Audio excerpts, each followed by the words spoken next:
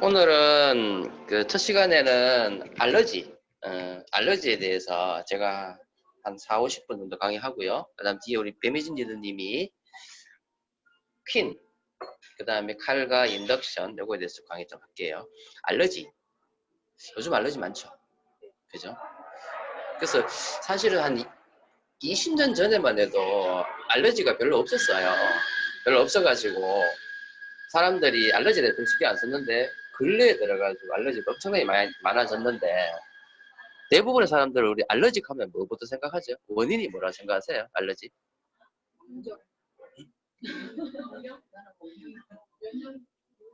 유전. 그러니까 일반인들은 뭐부터 생각하냐면 유전을 생각해요. 대부분 다 유전.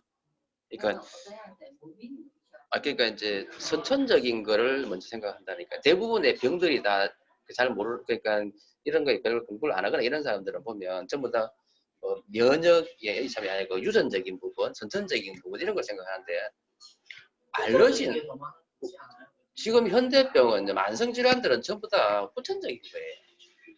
그러니까 이제 부모님이 그러니까 이렇게 생각하는 거지. 부모님이 알러지면 자식이 알러지 맞잖아요. 부모님이 혈압이면 자식이 혈압 되는 거 맞잖아요. 그래서 그걸 유전이라고 생각해요. 그게 아니라 부모님과 자식이 같은 환경에 존재하고 부모님과 자식이 같은 음식을 먹고 부모님의 환경이 결국 뭐냐면요. 같은 곳에서 생활하기 때문에 나타나는 거기 때문에 이건 유전이 아니에요. 그러면 이 알러지라는 게 20년, 30년 전에는 있었어요? 없었어요? 없었어요. 그럼 20년, 30년 전에 알러지는 누구한테 있었어요? 왕들이나 귀족들한테 있었어요. 왕병, 귀족병이에요. 그러니까 만성질환하고 똑같아요. 제가 지금 드리고 싶은 부분은 뭐냐면 알러지가 우리가 생각하는 뭐 알레르기, 비염, 뭐 천식, 아토피 있잖아요. 이거하고 우리 만성질환이 있는 뭐 당뇨, 고혈압하고 다른 영역이라 생각하는데 다른 거 아니에요. 같은 질환이라고 같은 어떤 맥락 속에서 존재하는 질환이다. 저는 그렇게 생각을 하거든요. 그래서 치료법은 뭐냐면요. 내가 살아가면서 내 환경 조절해주고 내 먹거리 조절해주고 이걸 해주면 만성질환도 치료가 될 뿐더러 알러지는 이 질환 중에서 더 쉽게 치료되는 거예요. 그래서 당뇨나 고혈압이나 이런 거는 사실은 이미 병이 나타나 버리면은 그 베이스가 몸 자체가 벌써 다 망가져 있기 때문에 쉽게 치료 안 됩니다. 그런데 알러지는요 초기 단계에 우리 몸의 면역 질환이기 때문에 쉽게 치료가 가능해요. 내가 생활 관리만 잘하면. 그래서 어쩌면은 우리가 주위에 있는 사람들한테 쉽게 이걸 전하지 않을까 저는 그런 생각을 하거든요. 자, 그래서 한번 볼게요. 자, 여기 보면 비염 있죠, 비염. 비염에 보면 우리 비염 증상이 뭐예요? 콧물 나오고 뭐 재채기 나오고 이런 거잖아요. 근데 이제 이 비염에 보면 이제 급성 여기는 지금 알레르기성 비염, 뭐 만성 비염 돼 있는데 사실은 알러지성 비염은 대부분 다 급성 어떤 증상들이라고 보면 돼요. 그래서 알러지성 비염이 있고 만성 비염이 있는데 그러면 알러기 비염은 뭐 어떤 거예요? 발생은 갑자기 뭐 온도 변화가 있거나 아니면은 뭐 외부에서 어떤 뭐 고가루가 들어오거나 막 이런 이유 때문에 알레르기 증상 때문에 생기는 비염이 알러지성 비염인데 증상은 어때요? 콧물이 줄줄 나오는데 색깔이 맑아요. 그러니까 맑은 콧물이고 물처럼 줄줄 나와요. 네, 그죠? 그리고 재채기가 나오고 뭐 이게 이제 코가 가려워요. 근데 알레르기 비염 특징이 뭐냐면 코가 가려워요. 눈도 가렵고 귀도 가려워요. 입 주위도 가렵고 다 가려운 거예요. 그러니까 콧물만 나는 게 아니라 아토피 증상도 나타나는 거예요. 네, 그러니까 알러지는 뭐예요? 비염, 천식, 아토피가 증상이 다 같이 동반돼요. 그래서 그 중에 어떤 게 증상이 심하면 비염이고 어떤 증상이 심하면 천식이고 어떤 증상이 심하면 아토피라는 거예요. 그리고 이제 합병증은 결국 뭐냐면 이게 눈 쪽에 2차적으로 염증이 생길 수 있잖아요. 그죠? 그래서 보면은 이제 알레르기성 결막염인데 이게 심해지면 2차적으로 어떤 세균 감염이 생겨가지고 눈에 염증이 생길 수도 있고 코도 마찬가지. 결국은 이제 알레르기성 비염은 뭐냐면 감염에 의한 것이 아니라 뭐 때문에 면역 증상의 과잉 때문에 생기는 걸 알레르기성 비염이라고 이야기를 하는 거고요. 만성 비염은 뭐냐면 근본적으로 코라든지 문제가 있는 거예요. 아니면은 또 박테리아 감염이 있거든. 이런 것 때문에 생기는 그런 건데, 발생은 보면 이제 비염이 있고 나서 감기구역적으로 생기고, 염증이 있으니까 계속 되는 거예요. 그래서 증상은 어때요? 감염이 생겼으니까, 박테리아 감염이 있고 뭐 있어요? 노란 콧물이 나오는 거죠. 그래서 노란 콧물이 나오고, 코가 자꾸 막히고, 그 다음에 냄새가 막 나고, 그 다음에 이제 만성 비염하고 같이 동반 많이 되는 게 뭐예요? 축농증. 축농증은 뭡니까? 비염하고 축농증 좀 다른데, 축농증은요, 여아에 들어가면 뭐 공간이 있습니다. 부비동하는 공간이 있습니다. 이 부비동 안에 고름이 차는 거예요. 그래가지고 이제 만성 2차적인 박테리아 감염 때문에 생기는 거 가지고 부비동염. 그래서 우리가 보통 뭐라 그래요? 축농증. 그래서 축농증 특징이 뭐예요? 코를 자꾸, 옛날에 혹시 축농증 있는 애들 보셨어요? 코가 이렇게 쭉 나왔다가 쑥 들어가는 거예요. 마셔요, 보면. 왜냐하면 이 공간 안에 지금 코가 꽉 차가 있는 거예요. 네, 그러니까 이게 염증이지. 나왔다가 들어갔다가 얘들이 또 너무 많이 나오니까 뒤로 식도로 다 넘어. 그게 이제 축농증 증상. 그러니까 요즘은 축농증 환자가 많지 않죠. 그래서 이제 만성 비염은 이제 중이염, 뭐 인후염, 만성 피로 소화장애 하는 이런 증상 나타내는 거예요. 그래서 이제 비염은 보면 대부분은 이제 그러니까 염증이 그렇게 심하진 않아요. 많이 부으면 이래 되는데 대부분은 정상적인 모양을 가지고 있고요. 근데 이제 그 코 모양이 만약 이게 오래되잖아요. 만성화되잖아요. 그러면 어떻게 돼요? 코가 이렇게 옆에 보면 어떻게 해요? 이상이 생기죠. 코가 이렇게 굽어요. 모양이 바뀌죠. 이런 경우도 많아요. 그래서 예전에는 이제 그 비염 있고 이러면은 막 수술 막 권하는 병원이 많았어요. 그러니까 약간 모양 이상하면 막 수술시켜요. 근데 중요한 거는요. 알러지성 비염은 이 수술한다 이거 좋아져요? 아니, 안 좋아져요. 그래서 이게 심한 사람은 수술할 수 있어요. 1차적으로. 그래서 이제 그 외에 비염 증상은 알러지기 때문에 눈도 가렵고 기침도 하고 그 다음에 심한 사람은 소리 내는 사람. 그리고 이제 점막이 약해져 있기 때문에 코피 자꾸 나는 거예요. 그래서 이제 사실은 비염이라는 거는 치명적인 질환은 아닌데 사람을 엄청나게 불편하게 하죠. 너무 힘들단 말이에요. 그래서 지금 유병률이 서양은 20%고 한국 15% 하는데 더 많을 거예요. 지금 더 늘어나고 있잖아요. 그래서 이게 점점 이제 식생활이 서구화되면서 현대화가 되다 보니까 그래서 비염의 원인 중에서 지금 제일 많은 건 뭘까요? 비염의 원인 뭐 어떤 걸 생각해 볼 수 있을까요? 한번 생각해 보세요. 자, 환경적인 문제가 있을 수 있어요. 맞죠? 그렇죠. 그래서 환경적인 문제, 뭐 대기 오염이라든지 여러 가지 그런 증상들. 그 다음에 또 뭐예요? 크게 나누면은 환경적인 부분과 그 다음 먹는 먹거리. 그럼 어느 게 더 클까요? 먹거리. 비슷할 거예요. 비슷할 거예요. 그래서 여기 보면은 대기 오염이나 그죠 도시화 뭐 이런 것도 중요하고 또 식품 첨가물 이야기도 많이 하잖아요. 그래서 여기 보면 이제 미국에서 이야기해 보자. 병에 걸리는 원인의 첫 번째는 뭐야? 바이러스 박테리아가 아니에요. 뭐 때문에 생긴다고요? 잘못된 식생활 습관.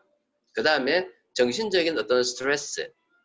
이런 내적으로는 사람한테 이제 그 사람한테 이야기한다면은 식생활 습관과 스트레스가 이걸 작용시키고요. 그 다음에 외부적으로는 환경적인 부분 뭐 이런 것 때문에 이 알러지가 많아지는 거예요. 그래서 이제 여기 보면 이제 비염을 보면 첫 번째 어쨌든 알러지는 뭐예요? 면역이 어떤 상태? 자, 여기서 제가 조금만 더 설명드릴게요. 예전에는 우리가 못 먹고 이럴 때 그러면은 우리 몸에서 면역 물질을 못 만들었어요. 그래서 단백질 같은 거를 못 먹고 이러면은 단백질 속에서 만들 수 있는 항체 못 만들었어요. 적혈구, 백혈구의 힘이 약했어요. 그러면 면역이 억제됐다고요? 저하됐죠. 그러면은 바이러스, 박테리아 2차 감염이 많았어요. 그것 때문에 다 죽었어요. 근데 지금은 그것 때문에 죽는 사람 별로 없습니다. 지금은 뭐냐면 면역이 어떤 상태예요? 과한 상태예요. 그러니까 면역은요 많다고 좋은 게 아니라 적당한 면역, 적당한 면역이 좋은 거예요. 그래서 면역이 떨어져도 급성 질환이 생기고 면역이 많아지면은요 만성 질환이 생기는데 그럼 면역이 심해지는 첫 번째 단계는 면역이 뭐예요? 어떤 단계라고 그랬어요 제가? 면역이 과한 상태라 그래. 과한 상태를 가지고 알레르기라. 그러면 이 면역이 과하다가 못해가지고 점점 면역이 미쳐가. 원래 면역은 남을 공격하는 거예요. 나쁜 놈을 공격하는 거예요. 근데 이 면역이 누굴 공격해? 나를 공격해. 그걸 뭐라 그래요? 자가 면역 질환. 자가 면역 질환이라고 해요. 그래서 자가 면역 질환에는 대표적으로 자 관절을 아파. 내 몸에 관절이 둥둥 붙는 걸 가지고 류마티스 관절염. 그 다음에 어제 누가 강의를 하다가 입안에 어느 강의에서 나왔나요? 입안에 궤양이 생기고 잠깐만 어제 강의 누가 했나? 아 어제 그래 어제 브런즈 미팅에서 모 리더님이 그 이야기했다.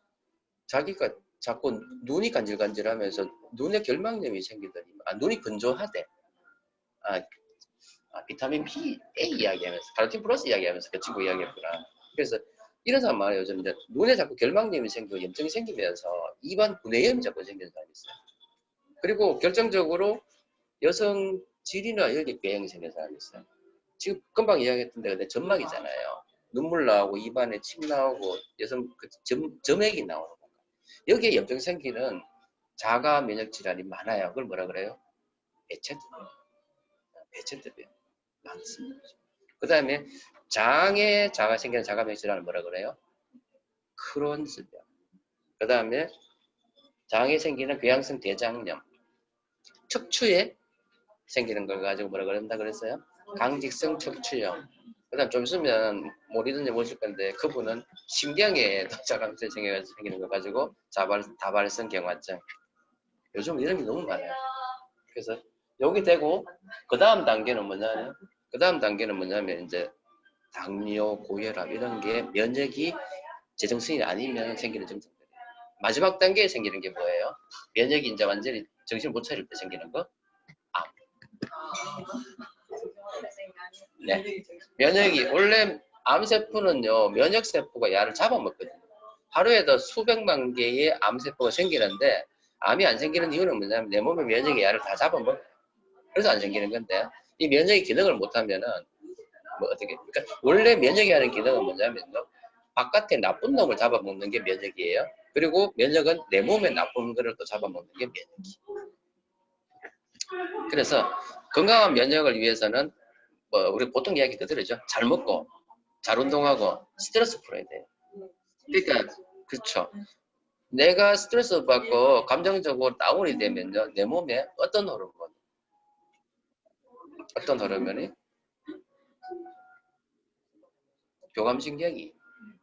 교감신경이 막 나오면서 스트레스 받아서 몸이 경직이 되고 막 우울도 심해지고 막 그래. 그리고 이 교감신경이 막 심해지다가 나중에는 부교감까지 너무 심하게 나오면 사람이 막 잠이 오고 그런 식으로 되는 거예요. 그래서 스트레스 잘 풀어야 돼. 그래서 왜 이런 말 하잖아요. 욕바지를 만들어라. 내가 스트레스 많이 받으면은 욕바지를 만들어라. 풀 공간을 만들어야 돼. 근데 풀 때 사람한테 풀면 안 되고요. 스트레스 분사 받는데 용 나는 사람 없어요. 용이 없어. 아예 없어. 근데 그 사람 다 풀지.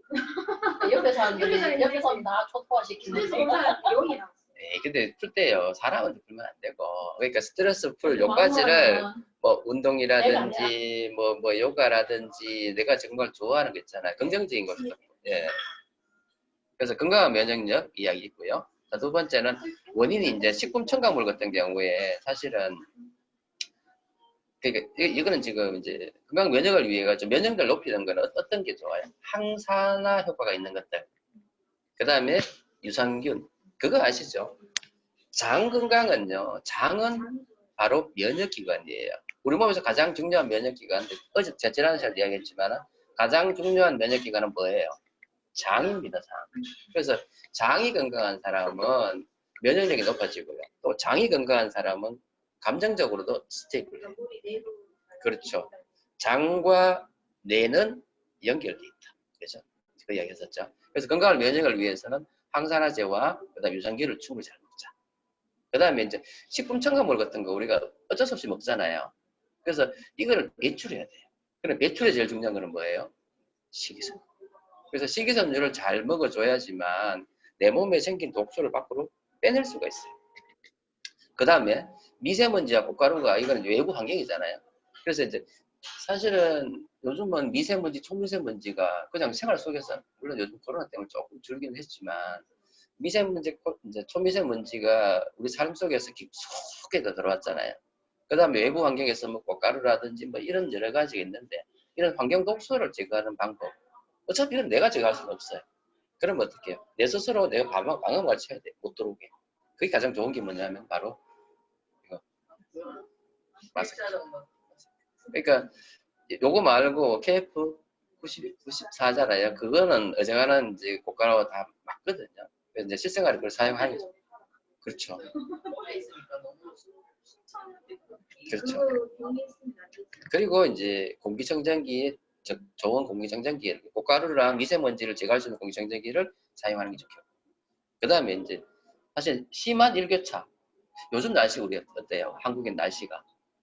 요즘 한국 날씨가 예전에는 사계절 뚜렷했어요. 그래서 봄, 여름, 가을 뚜렷했어요. 근데 뚜렷했는데 이 계단이 뭐 어때요? 조금 약했잖아요. 그래서 급격한 날씨 변화가 그렇게 많지는 않았어요. 근데 지금 어때요? 여름, 겨울밖에 없잖아요. 막 너무 덥다가 지금 보세요. 얼마 전까지 좀 더웠는데 지금 갑자기 추워져 버렸잖아요.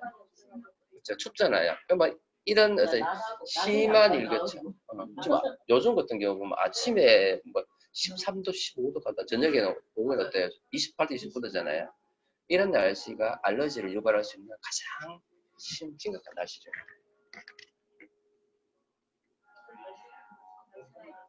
그래서 이제 여기 보면 이제 애들에 대한 이야기인데요.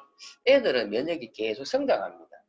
우리가 그러니까 처음에 애가 태어나잖아요. 태어나면은 애들은 6개월까지는 면역이 원래 없어요, 자체적으로.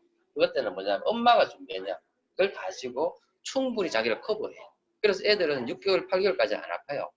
근데 우리 요즘 보면 애들 태어나자마자 아파가지고 병원 왔다 갔다 하는 사람 많죠. 그거 왜 그래요? 이거는 엄마가 뭘 줬단 말이에요. 엄마가 독소 넣은 거잖아요.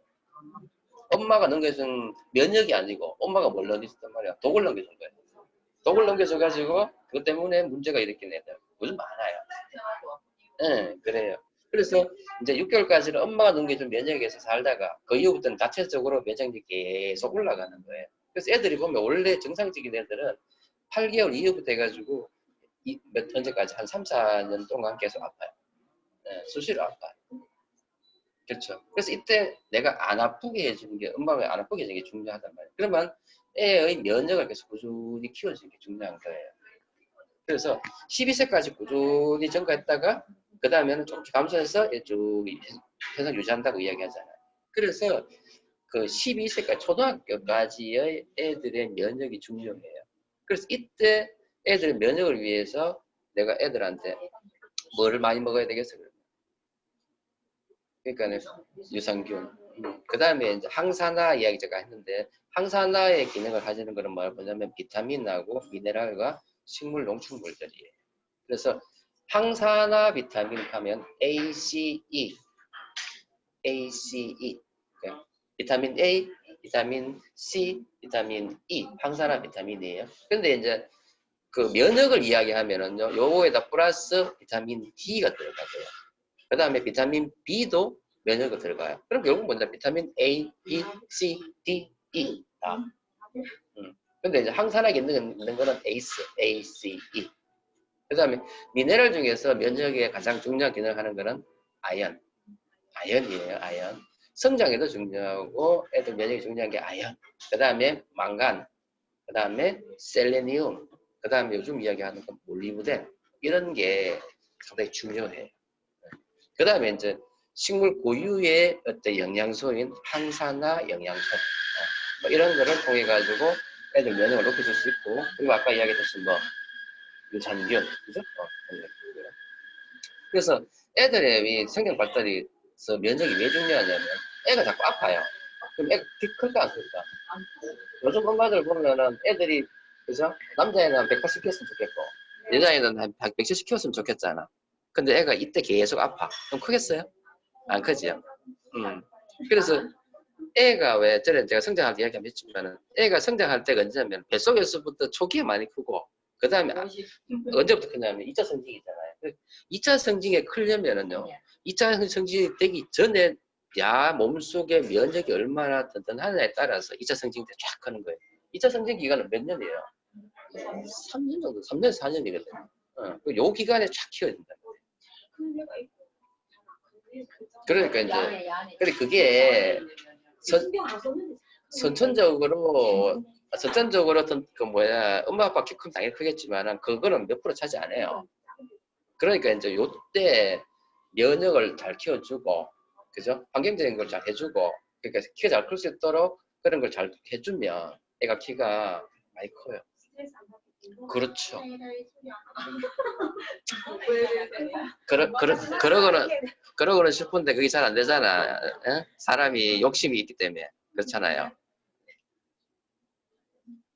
자, 그래서 뭐 면역 이야기는 아까 제가 이야기했듯이 뭐예요? 밖에서 들어오는 나쁜 세균이나 박테리아를 싸워 이기는 힘을 면역이라 그러는데 우리 요것만 면역이 아니고 아까도 뭐라 그랬어요?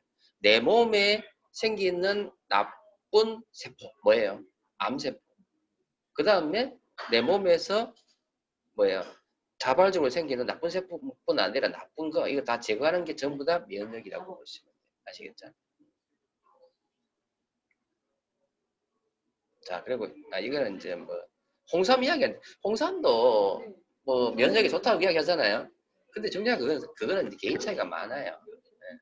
그래서 뭐 기본 먹기 때문에. 밥은 폴리스 그다 좋다고 이렇게 한번 그러니까 이제 특히 요런 거는요. 지금 이야기하고 싶은 거는 뭐 아까 뭐 홍삼이나 뭐 로얄 젤리 프로폴리스는요. 이거는 여러 가지가 다 들어있는 거예요. 다 들어가 있는 거기 때문에 좋을 수도 있고 나쁠 수도 있어요. 네, 그래서 이거는 케이스 바이 케이스이기 때문에 일률적으로 할 수가 없고요. 그 다음에 이런 거는 또 유통 과정에서 그 홍삼을 만드는 방법, 유통 과정에 따라 다 다르기 때문에 그래서 성분적으로 이야기는 사실 못하는 거예요. 이거는. 아까도 제가 얘기했듯이 면역과 관련된 거는 이제 확실히 지금 이제 의학적으로 이제 증명이 되는 게 비타민 A, B, C, D, E, 그 다음에 미네랄, 그죠? 그 다음에 유산균. 이거는 의학적으로 면역을 증가시켜요. 그래서 좀 이따가 여기 보면 이제 면역에 대한 이야기 좀 더 있거든요. 좀 더 설명을 드릴 거예요. 그래서 내 몸에 면역 이야기인데 면역이 좋다는 거 우리 알고 있잖아 이런 거 그죠? 잘 안 보인다만은 강황, 뭐 마늘, 호박, 녹차 다 좋은 거잖아요. 그러니까 이걸 계속 못 먹잖아요. 그래서 이 속에 들어있는 게 뭐냐면요. 바로 요거예요. 보면은 맨 이쪽에 식물 영양소, 비타민, 미네랄, 그 다음에 단백질, 그 다음에 유산균. 내가 아까 단백질 얘기했는데 단백질은 바로 면역 물질을 만드는 거잖아요. 그래서 비타민, 미네랄, 식물 농축물, 그 다음에 단백질, 유산균 이런 게 전부 다 면역력을 높이는 그런 생각하시면 돼요. 그래서 비타민, 미네랄은 아까 제가 이야기했듯이잖아요. 비타민 A, B, C, D, E 다 찍혀있죠. 그 다음에 식물 용축물, 그 다음에 무기질은 아연, 망간, 셀레니움, 몰리브덴. 여기 칼슘도 들어있네요. 칼슘. 아, 그게 아미토그렉스예요. 지금 재밌으면 너무나 재밌어. 그때까지 못 기다리고 다 뿌리고. 자, 이 폴리스에서 미네랄 열정이라고 그러잖아요. 여기 미네랄 성분이 어떤 거예요? 밑에 다 적혀있잖아요. 근데 여기 10개 석탄 되는 건지 몰랐어. 칼슘, 철분 전부 다 들어간 거죠. 네. 아연, 망간, 몰리브덴, 셀레니움. 네. 네, 예. 자, 그래서 단백질, 그 다음에 유산균, 그죠? 이렇게 제가 이야기했고요. 그래서 이제 아미 제품으로 이야기하면은 WX에는 비타민, 미네랄, 식물 농축물 다 들어있고요. 그 다음에 이제 단백질, 그 다음에 유산균 이렇게 이제 제일 중요하다고 생각하시면 돼요. 유산균이 나이 때 애기 뭐 몇 개월. 그거 제가 하나 좀 더 말씀드릴게요. 네. 자, 먼저 단백질. 단백질은요, 20종류의 아미노산이 다 들어있는 걸 쓰셔야 됩니다. 그게 좋은 아미노산입니다. 시중에 나 있는 아미노산, 그죠? 뭐 2개, 3개 이런 거는요, 그 자체만으로는 효과가 없어요. 항체를 만들고 싶어요. 예를 들어서. 그러면은요, 단백질 20종이 다 들어있어야 돼요. 그걸 가지고 아미노산 스코어라 그러는데, 아미노산 스코어가 100이 되는 양질의 단백질을 사용을 하셔야 되고요. 단백질은 우리가 보통 왜 뭐 면역 들었다 하면 동물성 단백질 고기 먹잖아요. 근데 그거 최악입니다.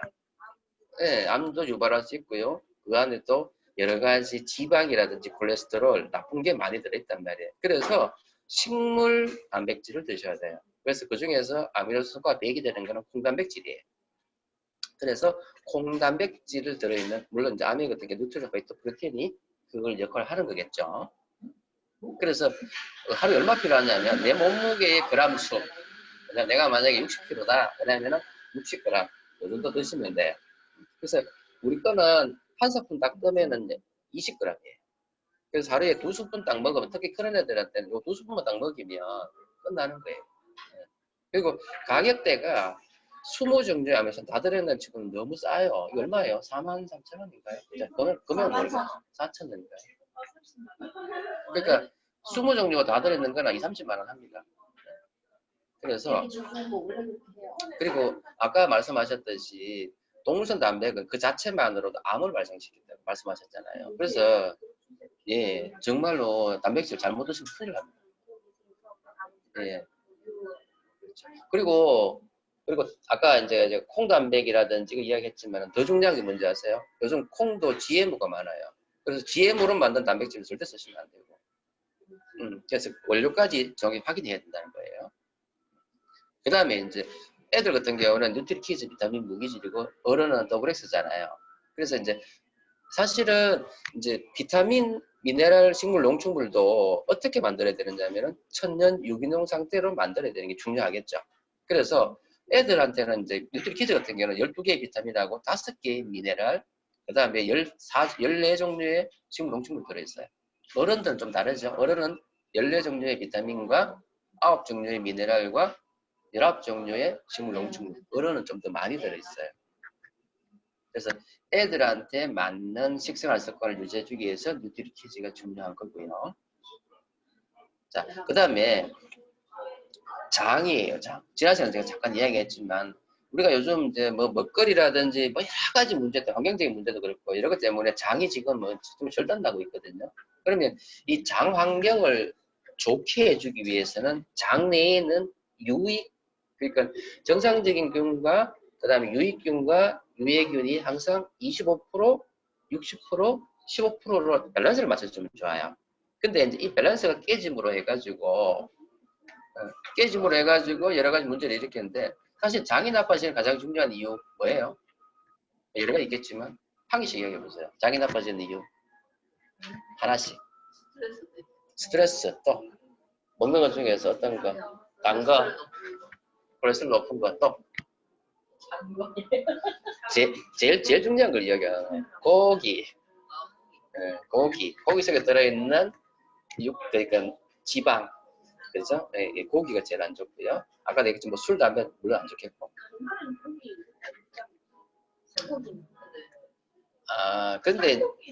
그런데 그거 아시잖아요.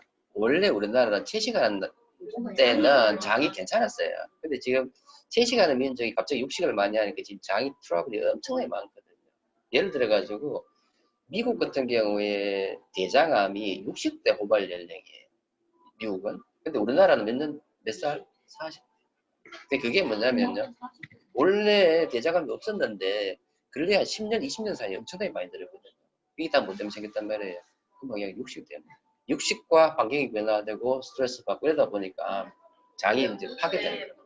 알러지 있는 사람도 많아지는 게 네. 그렇죠. 네.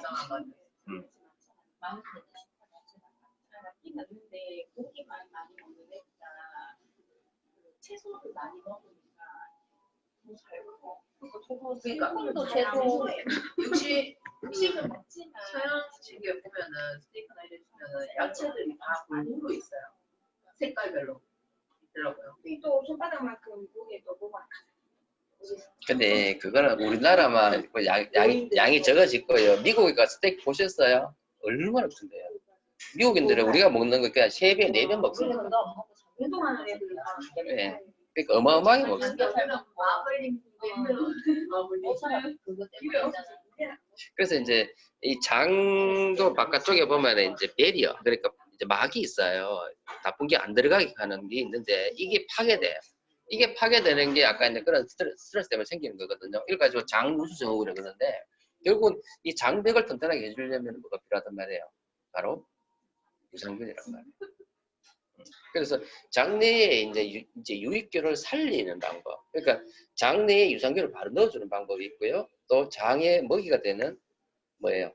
프리바이오틱스라고 들어보셨잖아요. 이제 프리바이오틱스를 넣어서 장내 유익균을 건강해지는 게 중요해요. 그래서 제가 이야기했지만은 유익균의 먹이는요, 프리바이오틱스라는 인간이 섭취하지 못하는 식이섬유.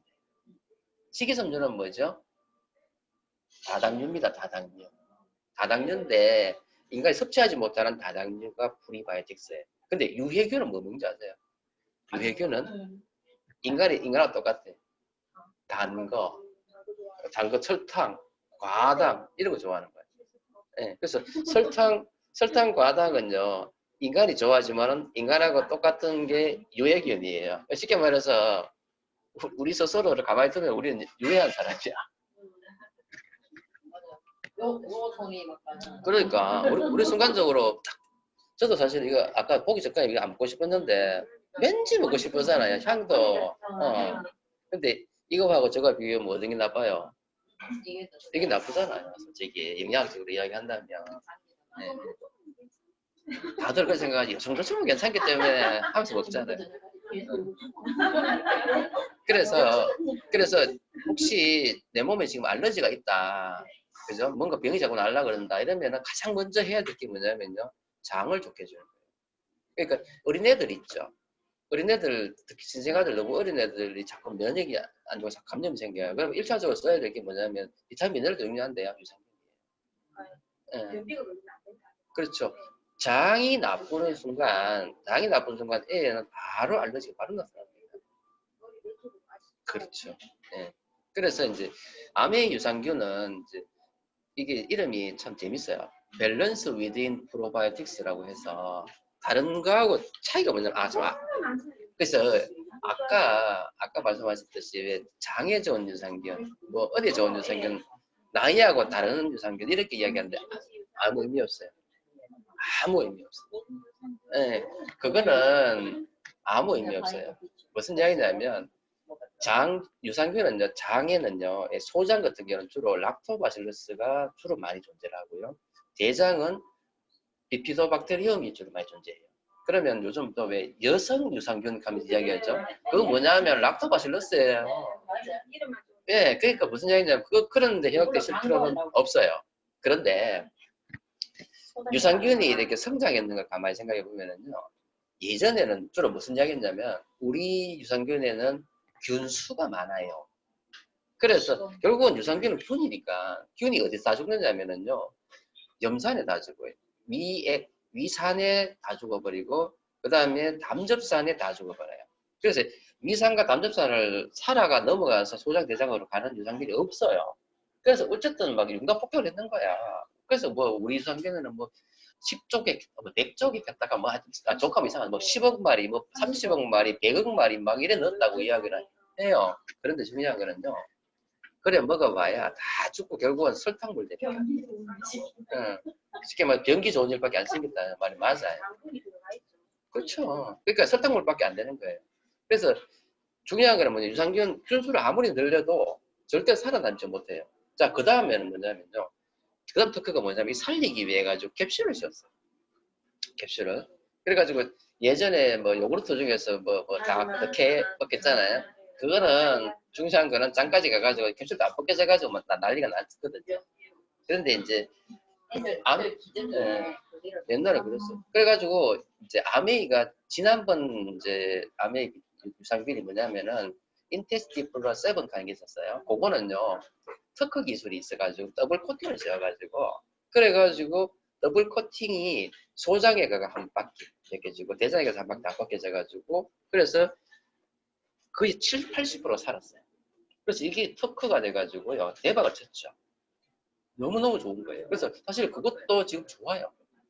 근데 결국은 뭐냐면 그것도 좋았는데 왜 아메리카 또 새로운 걸 왜 발견했냐면 그 10년이라는 시간 동안 지금은 유산균의 개념이 완전히 바뀌었어요. 무슨 개념이냐면 예전에는요 그냥 유산균 그럼 유산균이 한 개밖에 없어요. 예를 들어서 지구에 사람이에요. 지구 사람이 한 종류밖에 없어요. 아니죠. 지구의 사람 종류는 뭐 흑인, 백인, 황인 뭐 있잖아요. 그 다음에 또 많단 말이에요. 그게 균이에요. 그냥. 짬뽕에가 다 섞은 그걸 균이라고 해요. 아니, 쉽게 말해서 이게 다 섞은 사람이 있는 것처럼 이거를 이제 균에서도 이걸 그냥 균이라고 이야기했어요. 처음에 뭐 100억 마리 씹어 넣을 때는 그냥 균이었어요. 그게 몸에 좋다 한 유산균. 근데 이제 여기 조금 진화가 되다 보니까 이제 균종이 됐는 거예요. 연구를 해보니까 이 균에도 몸에 좋은 유산균이 있는 균종이 있더라. 그래서 비피더박테리움, 락토바실러스, 그죠? 요거다가 비피더박테리움 락티스, 비피더박테리움 락티스, 락토바실러스, 에시도필러스. 요게 뭐냐면 요게 균종이에요. 그러니까 이제 아메이가 얼마 전까지 요 레벨에서 했어요. 하니까 이제 아메이가 이제 특허 풀리니까 다른 회사에서도 요걸 이름을 쓰는 거예요. 그거 아세요? 우리나라에 있는 유산균은요 배양을 못해요. 대부분의 회사에서. 그래서 그걸 배양을 해주는 회사 따로 있습니다. 그럼 거기서 그 균을 가지고 가가지고 적당히 배양하는 거예요. 그래가 파는 게 뭐 종근당이고 뭐 지금 나오는 회사 다 그런 겁니다. 근데 무슨 얘기냐면 그 균종 레벨에서 균종도 이제 뭐 10종류 이내거든요. 그러니까 균 안에 균종과 수백 종류가 있어요. 그 중에서 인간한테 해가 이롭다 하는 게 알려진 게 지금 20종이 있어요. 그럼 그 20종을 다 배양하느냐 못해요. 그래가지고 잘하는 회사가 한 10종류 정도를 배양을 한대요. 그러면 이 회사는 뭐냐? 이 회사는 그 10종류를 배양해가 팔아먹는 거예요. 전 세계에. 그러면 적당히 배합해가지고 하는 게 일반적인 유산균이에요. 그런데 막상 보면은요, A 회사, B 회사에 들어가는 유산균 이름 보면 똑같아요. 그죠? 그러면서 한다는 이야기 뭐냐면은 이거는 한국인에 맞아요. 이건 뭐 맞아. 이딴 이야기 하는데 그거 다 헛소리라 이 말이에요. 같은 회사에서 그걸 만들어 버린다고요. 요게 균종 레벨 이야기예요. 아메에도 여태까지는 균종 가지고 했는데 그 균종에다 바뀌었다가 캡슐까지 써가지고 많이 살렸으니까 아메 유산균이 그렇게 좋아한 거예요. 제라면 것도. 근데 지금은 또 기술이 발달됐단 말이에요. 해보니까 균종, 아까 뭐 비피도박테리움 락티스 하게 균종인데 이 균종도 다시 세분화가 되더라고요. 그래가지고 뭐라 그래요? 균주라 그래요. 균주 레벨에 해가지고 쫙 연구를 하니까요. 예를 들어서 그 비피도박테리움 락티스 하는 게 있으면 그게 HNO 하는 이름을 적을 수 있는 거예요. 그럼 HNO에도요 1번, 2번, 3번, 4번, 5번, 6번 뭐 이렇게 있는 거예요. 그러니까 이 정도는 지금 말 세분화 됐단 말이에요. 이 일반적으로 이야기 어렵잖아요.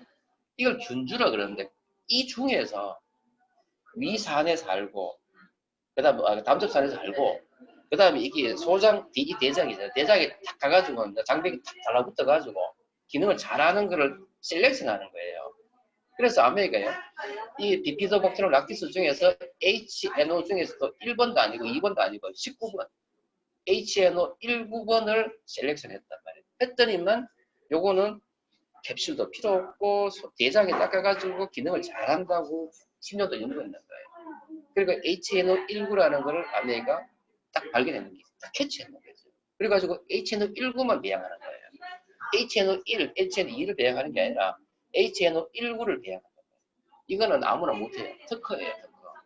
그래서 요번에 아메는요, 이런 식으로 5종류, 비피더스균 2종류, 락토바실러스 3종류. 아까 제가 얘기했죠. 비피더스 어디에? 대장, 락토바실러스 어디에? 소장. 그래서 5종류를 딱 선택을 해가지고 이거를 배양을 딱 시켜요. 그러면 HNO19만 배양하는 거예요.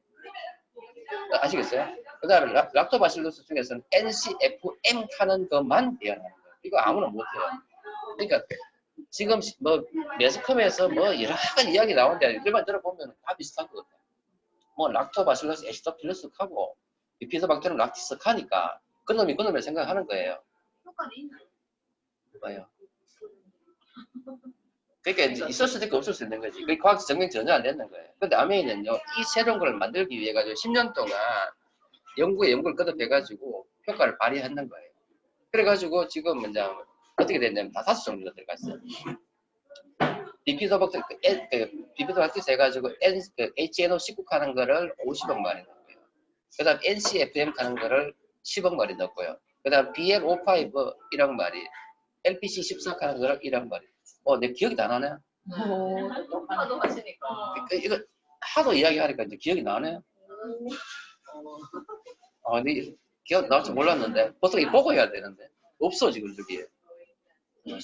우리는 처음에 이거 들을 때 이제 난 이거 여기 이게 다 입력은 안 되고 좋다는 얘기만 계속 하니까. 그래서 요즘은요 사람들이 똑똑해져가지고요 비피더박테리움 뭐 락토바실루스를 알아요. 그런데 근데 조금 더 아는 사람은 이제 비피더박테리움 락티스 하는 말도 알고 그러니까 락토바실루스 에스토필루스 하는 말도 알아요. 그러니까 들어봤단 말이에요. 근데 여기서도 똑같은 이야기, 저기서 똑같은 이야기, 아메도 똑같은 이야기 하거든. 그런데 이제 구분이 안 가는 거지. 근데 아메리카 이거를 만들기 위해 가지고 10년 동안요, 그 특허 논문을 어마어마하게 많이 썼는 거예요. 근데 이 논문이 그거 아세요? TV에 가끔 나 제일 웃기는 게 논문이라고 이렇게 다른 회사 논문이라고 다시 나와요. 읽어보면요, 사람에 따라 다를 수 있습니다. 그게 뭔지 알면 그건 논문도 아닌 거야. 우리가 논문도 왜 SCI급 논문 하는 게 있어요? 이거는 뭐냐면 정말 그래도 높은 논문을 이렇게 하는 거예요. 그러니까 아메이는 전부 최소한 SCI급 논문에다가 더블 블라인드 테스트 다 해가지고 근데 그 정도로 해가 논문을 만들어가지고 발표한 거예요. 그래서 사실 이 밸런스 비드인이요 이번에 나오면서 금액도 한 포에 1,000원밖에 안 돼요. 너무 싼 거예요. 하루에 한 포만 먹으면 되거든. 싸단 말이에요. 싼데 효과는요 비교가 안 될 정도인 거예요 이게. 그래서 사실 제가 이거 이제 요즘은 이제 하도 이제 가게를 하는 사람들한테 파트너들한테 소비자들이 막 이야기를 하기 이제 다 알아들어요. 처음에 이야기하면 아무도 못 알아요. 그러니까 균주 설명하는 게 너무 어려운 거예요. 그리고 우선은 뭐가 안 되느냐면 비피더박테리움간에 머리 안 들어가는 거지. 근데 제가 계속 이야기하니까 이제 뭘 모르시잖아요. 비피더박테리움 들리죠? 그러니까요. 그러니까 비피더박테리움 락티스라는 말이 더는데 HNO19 내가 계속 이야기하면 여러분 뒤에 이제 HNO19 머리 들어갑니다. HNO19가 50억 마리. 내동이 있는 거를 하에서 내동을 야를 설명을 다 예. 그래서 이 밸런스 위드인 자체를 하나 만들기 위해서 10년의 기간 동안 어마어마한 연구를 했고 사실은 HNO19를요 셀렉션 하는 것도 어려웠고요. 이거를 다시 배양하는 것도 장난 아니란 말이에요. 요거 하나만 배양하는 거. 다른 회사는요 HNO19가 아니고 비피더박테리움만 막 짬뽕을 넣어가지고 막 돌린단 말이에요. 그럼 그 속에는 비피더박테리움 락티스도 있을 것이고 비피더박테리움 뭐도 있을 것이고 뭐 있을까? 이 균종이 막 짬뽕이 되어 있겠죠. 그 중에서 또 예를 들어서 HNO, HNO19 뭐 0일 0이 다 있을 거 아니에요. 이게 분리가 안 되는 거지. 근데 하면은 HNO19만 딱 셀렉 해가지고 그것만 배양을 딱 돌리는 거예요. 그러니까 어느 회사도 이 정도까지 하는 회사는 없어요. 우리나라 한국인에게 최저 가치가 예, 한국 사람 아니 전 세계 다 좋아요. 다 좋은데 한국인한테도 맞아요. 예. 그래서 그런 개념으로 이해하시면 되고요. 유산균 이야기했습니다. 자, 그 다음에 아메 제품 중에서는 알러지를 케어하는 알러지 케어가 있겠어요. 알러케어. 요거는 급성으로 비염이 막 있는 사람한테 증상 완화하는데 정말 도움이 돼요. 이것도 만들려고 10년 동안 연구해가지고 이것도 특허였거든요. 그리고 논문으로 이거 발표했던 거예요. 그래서 원료가 뭐냐면 피카프레트. 그 요즘은요 아메가 이게 나오니까 다른 회사에서도 피카프레트를 가지고 만든 제품 나와요. 근데 피카프레트를 써가지고 비염 증상이 좋아진다는 건 알았어요. 근데 다른 회사는요 효과가 없어요. 왜냐하면요 피카프레트에다가 아세롤하고 계피를 배양하는 게 특허예요. 배양률, 배율. 그래서 몇 프로 넣는 거죠. 이거를 해가지고 연구하는데 10년 걸렸어요. 이거. 알러지 케어가. 그래서 증상이 심한 경우에 써보시면 금방 증상 완화된다는 느낄 거예요. 네, 정말이에요. 그래서 나타나는 거는 심할 때, 나타나는 거는 한 2주 정도는 예, 심할 때 써주면 좋고요. 증상 없을 때는 안 써도 되고요. 다 돼요. 근데 이제 비염이 1번이에요. 애들은 알아서 먹게 돼. 자, 그 다음에 이제 아세로라 C 자체는 이제 면역을 높여주는 거잖아요. 그 면역 중에서 제가 지질환 시간에 면역 이야기를 했었는데 비타민 C는 뭐를 만들어준다고요? 기억하십니까? 비특이 면역 중에서 어떤 걸 만든다고 제가 강의했는데. 네, 맞아요. 인터페론. 네, 인터페론. 그러니까 비타민 C가 인터페론을 만들어내기 때문에 바이러스가 들어오면 바이러스 바로 잡아먹어요. 근데 이거는 비특이적 면역이라고 그랬죠? 되셨죠? 지나갑니다. 그래서 감기라든지 알러지가 있는 경우에 비타민 C가 좋아요. 자, 이제 그 다음은 이제 환경적인 부분인데 요거는 제가 간단하게 이야기할게요. 사실은 우리가 살아가면서 매일매일 접하는 환경 이거 정해졌다는 거 아시죠? 그래서 제일 중요한 게 뭐냐면 우리 집이에요. 여러분 집. 집 안에 환경 관리 아주 중요하겠죠? 그 다음에 어디예요? 저 같은 경우는 병원이죠. 그래서 병원 내 환경 관리가 중요하고 그 다음 내가 왔다 갔다 하는 그 동선 속에서의 환경 차 그죠? 그래서 이거는 내가 관리할 수 있어요. 맞죠? 근데 그 외의 환경적인 부분을 내가 관리 못하니까 그때는 내가 뭘 해야 돼요? 회피할 수밖에 없죠.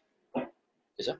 그래서 그러면 이런 면역을 떨어뜨릴 수 있고 알러지를 유발할 수 있는 것 중에서 우리가 관리될 수 있는 게 뭐냐면 자 보세요. 첫 번째 공기 돼 있죠.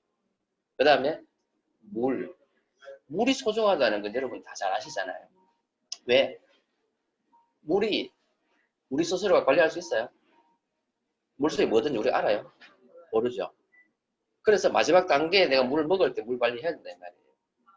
음식 그 속에 뭐든지 우리 모른단 말이에요. 그래서 똑똑해야 된다는 거죠. 그럼 세제, 화장품 여러 가지 이게 전부 다 알러지를 유발할 수 있는 물질이란 말이에요. 이해되시죠? 자, 좀 더 가면 공기 중에서 알러지를 유발하는 대표적인 게 뭐냐면 바로 초미세먼지예요.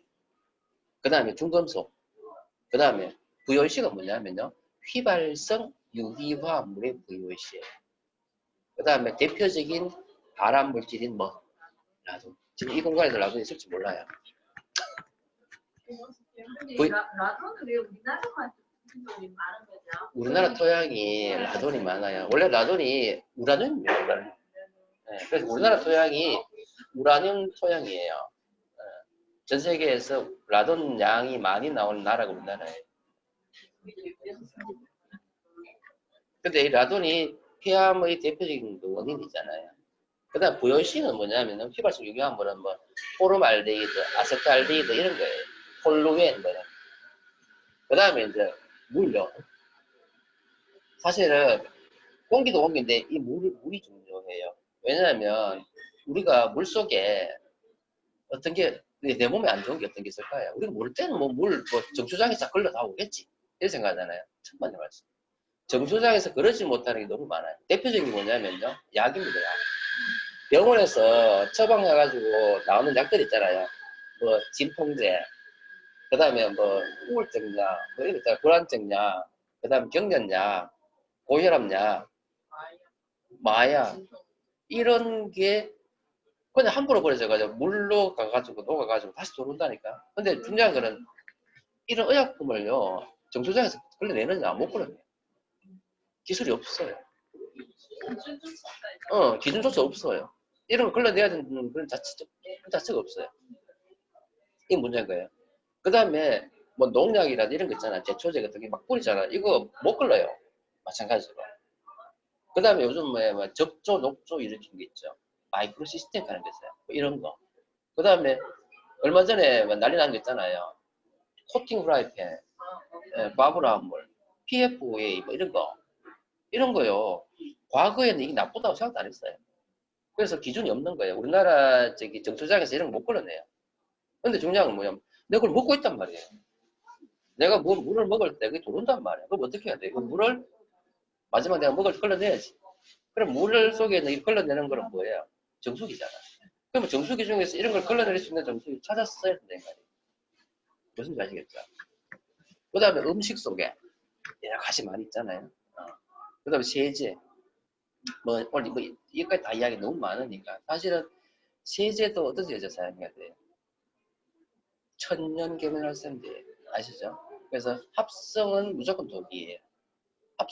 계면활성제는 뭐냐면 내 피부에 있는 이 마지막에 보호막 이걸 다 제거해 버리잖아요. 이게 뭐냐면 지방이기 때문에. 그래서 합성 계면활성제가 아니고 천연 계면활성제를 사용하는 게 중요하겠다. 그럼 어디 사용되냐면 세제. 여러분 아침에 예뻐지시라고 바르는 화장품, 그죠? 그러니까 이 전부가 전부 다 뭐냐면 내 몸에 들어오면 전부 다 이게 알러젠이 돼요. 알러젠은 뭐냐면 알러지를 유발하는 물질을 알러젠 이렇게.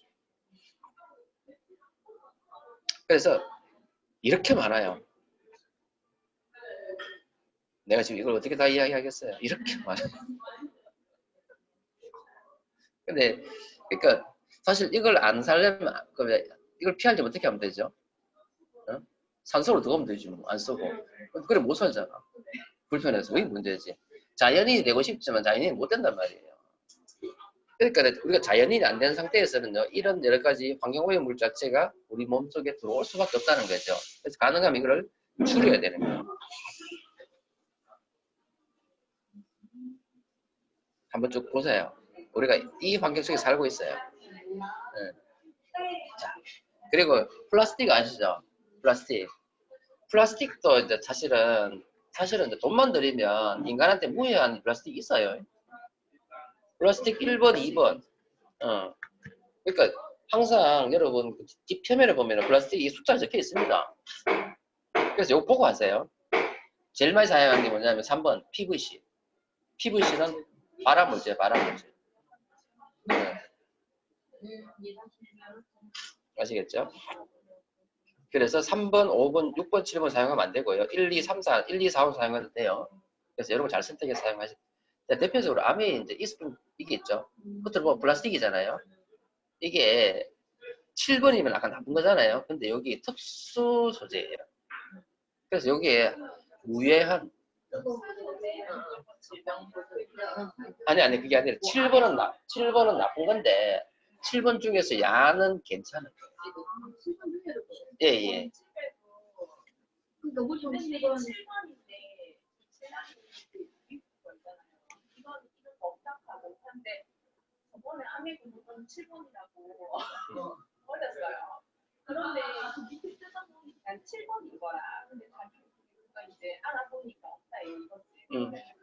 그러니까 이제 원래 기준이 아까 처음에 보시면 원래 기준이 7번은요 PC 위험 그 외에 확인 요망에 대해서 그러니까 약간은 이제 컨트롤 시 하는 거예요. 좋을 수도 있고 나쁠 수도 있는데 7번 중에서 요 BPA 프리 신소재 프리아탄 가는 거는 괜찮아요. 암이 이스프린 물병이 요거예요. 그래서 안전하다는 거지.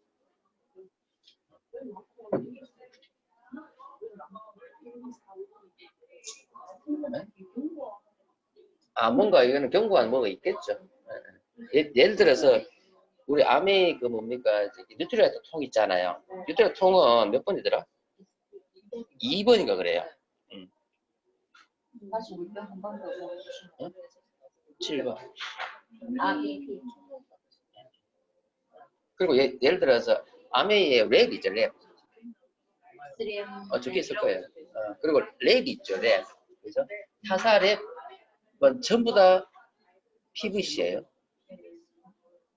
근데 아메이에서 나오는 랩은 달라요. 예. 아니야, 7번은 아니고 몇 번인지 모르겠어요. 제가 그 기억이 안 나요. 안전해요. 네. 그런 식으로 암의 자체의 가장 중요한 특징이 뭐냐면요. 인간과 환경에 해가 되는 제품을 안 만들겠다는 게 원칙이거든요. 그래서 이게 가능한 거예요. 그래서 굳이 제가 요 하나만 그냥 올려놓은 거예요. 자, 그래서 이제 이런 환경 호르몬과 중금속은 중요한 게 뭐냐면 이게 세대를 통해서 전달이 돼요. 이게 유전이 아니란 말이지. 내가 탯줄을 통해서 애한테 넘겨주는 거예요. 그래서 여기 보면은 산모의 양수 속에서 뭐 수원 카드뮴 이렇게 나온다고 돼 있잖아요.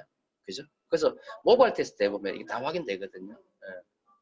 그래서 왜 저기 마약이 있는지 확인하는 방법은 뭐예요? 소변 검사가 아니라 모바일 머리카락 하잖아요.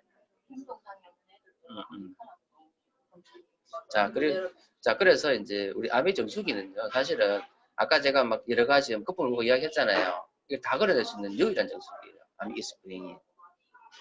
그래서 요게 압축 카본 필터가 하는 게 있는데 요게 그걸 다 걸러낼 수 있는 거예요. 이 수필터인데 압축해가지고 했기 때문에 140가지 유해 물질을 하고 15종류 신종 오염 물질을 다 제거해 줄 수 있는 거예요. 그래서 그런 필터. 그 다음에 이제 UV 램프가 있어가지고 바이러스 박테리아를 99.99% 살균해 주는 거고. 다른 정수기도 이걸 넣을 수 있는데 왜 안 넣는지 아세요? 비싸서. 가격 때문에 못 넣는 거예요. 그거 다 되는 거니까. 그래서 못 넣는 거예요. 근데 인진도 보면은 다른데요. 사는 거랑 렌탈이랑 다르죠. 예. 필터가 다른데. 지금 있잖아요. 네가 저는 이거를 있다 그랬어. 근데 힘들었어. 그래요. 해결하고 있잖아요. 우리 술 나오는 순간 자, 지금 딴 데도 듣고 있으니까. 예, 예. 그래서 이게 중요하고요. 그 다음에 이커폴트 기술이라 가지고 무선 충전 기술이 있잖아요. 이게 원래 암의 원천 기술이에요.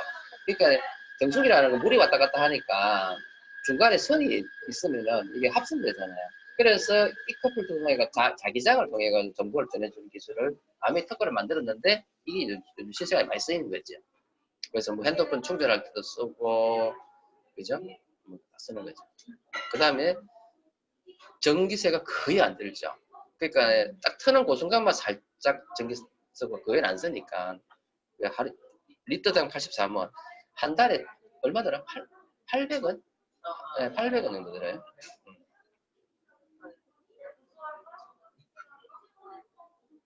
그래서 다른 거하고 비교해 본다면 가장 크게 차이 나는 게 전기료. 이만큼 맞죠.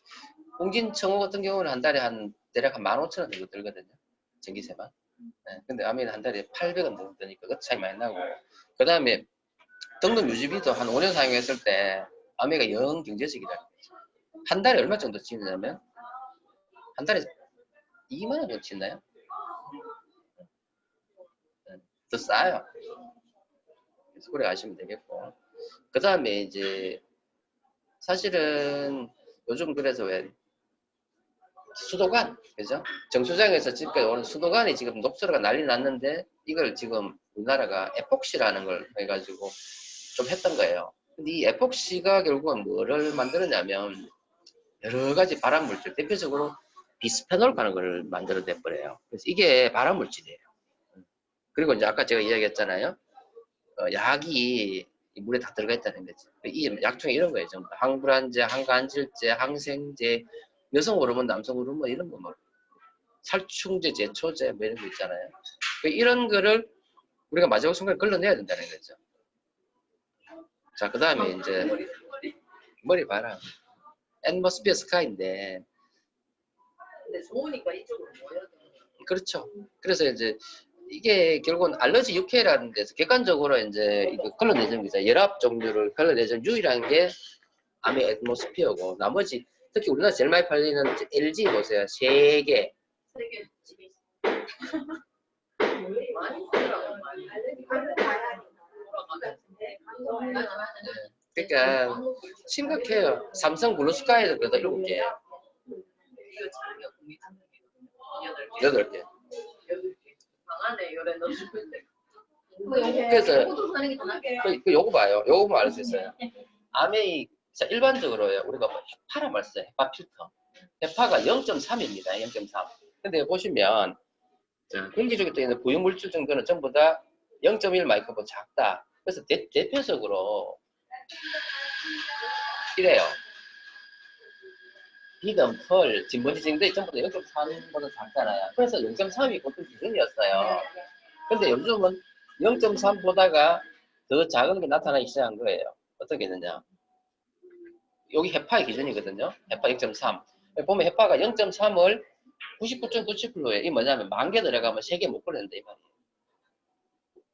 자, 그런데 그 대부분의 공청증이 이거란 말이에요. 대부분은 헤파도 기준이 안 돼. 시중에 나오는 거의 대부분의 청정기는 헤파의 0.3도 안 된다는, 못 걸려낸다는 말이에요. 아시겠죠? 눈에 보이시죠?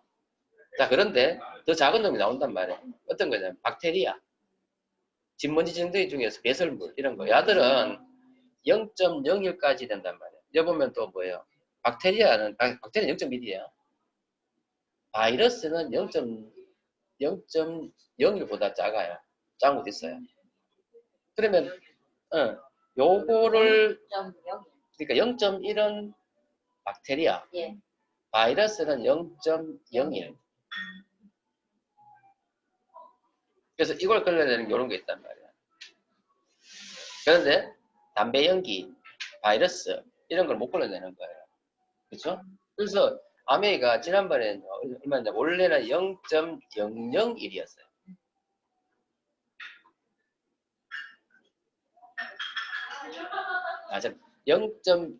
지난번에 0.01이었는데 지난번에는 0.009였어요. 맞죠? 근데 요번에는요 0.0024까지 걸려요. 그럼 요거 해주는 거는 요거밖에 없는 거예요. 기존에 0.009고 앵버스가 0.0024. 그래서 이게 이렇게 등급 중에서 14등급 중에서도 업이에요. 최고예요. 그래서 전 세계 어떤 천정기 중에서 0.0024까지 걸러내는 거는 없어요. 그래서 이런 말 하면 안 되는데 코로나 바이러스 있잖아요. 코로나 바이러스 중에서 예전에 나왔던 사스, 메르스는 기존의 애트모스피어가 끌어내요. 근데 코로나19는 아직 연구가 안 됐어요. 네, 그래서 그런다는 말 하면 안 되는 건데 충분히 끌어낼 수 있겠죠. 네, 바이러스. 그래서 담배 연기, 그 다음에 바이러스 이거를 다 제거해 주는 거는 애트모스피어 스카이밖에 없어요. 말씀하세요. 누가 적었네요. 왜 천정기는 평수마다 나쁘잖아요. 거실, 그래서 저희 집에는 방에 거실 각각 따로 있거든요. 근데 이거는 25평. 네. 그래서 네. 아메이는 정확하게까지 데이터가 있는 게 25평. 25평당 한 대라고 생각하시면 돼요. 근데 그것도 입체적으로 되는 그거라고 들었어요. 그렇죠. 보통의 이게 항상 평수로 얘기하는 그게 그러니까 보통의 공간에서 25평. 우리 집에는 그러면 좀 많네. 7대 있으니까 좀 많네. 집에요. 비싸네요. 7대. 안방에 2대, 침대방에 1개, 거실에 2대, 어머니 방에 하나, 애들 방에 하나. 아니요. 84평이요. 그래서 언제 갈까요? 근데요, 중요한 거는 요 사기 전에 유림에 이제 67평에 살았는데 유림에 67평 살 때도 처음에 들어갈 때는 와, 저 처음에 고전에 이제 44평 살았거든요. 살다가 67평 사니까 엄청 넓어 보이더라고요. 근데 딱 3개월 사니까 아무런 느낌이 안 들고 그리고 지금 여 사는데 넓다는 생각이 안 들어요. 그러니까 그래요. 절반만 해줘. 그러면 하면 안 돼. 우리 집에 너무 싫어. 우리 집에 싸워 그러면 안 돼. 그래서 사실은 싸워 집에 싸워. 애트모스피어 하나만 있으면은 어지간한 코로나, 어지간한 초미세먼지 다 제거할 수 있다는 거예요. 그래서 공기 본연의 질, 연예인도 이거 많이 쓰더라고요. 그렇죠. 다 쓰잖아요, 이렇게. 뭔지 알죠? 그래서 결국은 아메 속에 있는 이 공기청정기와 정수기, 그다음에 건강기능식품, 그다음 아메홈, 화장품 이런 걸 통해 가지고 이게 충분히 다 해결할 수 있다는 이야기죠. 그래서 저렴한 낭비보다는 가치 있는 소비를 하자. 아시겠죠? 오늘 알러지 강의는 여기로 마치도록 할게요. 수고하셨습니다. 좀 이따가 우리 베비즘 리더님의 강의가 있겠습니다.